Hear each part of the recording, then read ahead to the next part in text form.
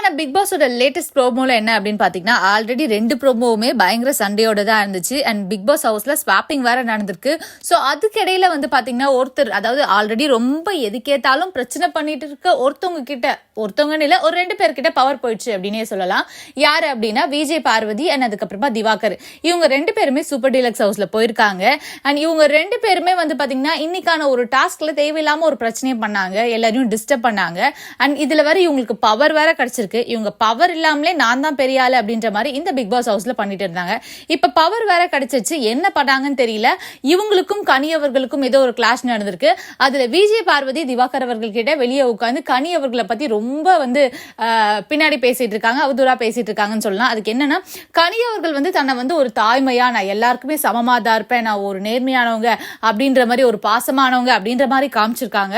ஆனா அவங்க அப்படி கிடையாது, ரொம்ப கால்குலேட்டிவா இருக்காங்க.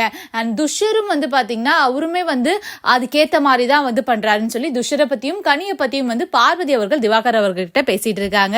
அண்ட் இவங்களை பொறுத்த வரைக்கும் இவங்களுக்கு யாராவது சப்போர்ட் பண்ணா அவங்க நல்லவங்க, இவங்களை எதிர்த்துட்டாங்கன்னா அவங்க எல்லாருமே கெட்டவங்க. இந்த வீட்லயே பார்வதி மட்டும்தான் நல்லவங்க, இந்த வீட்லயே பார்வதி மட்டும்தான் நல்லவங்க அப்படின்ற ஒரு வின்பத்துல தான் அவங்க இருக்காங்க.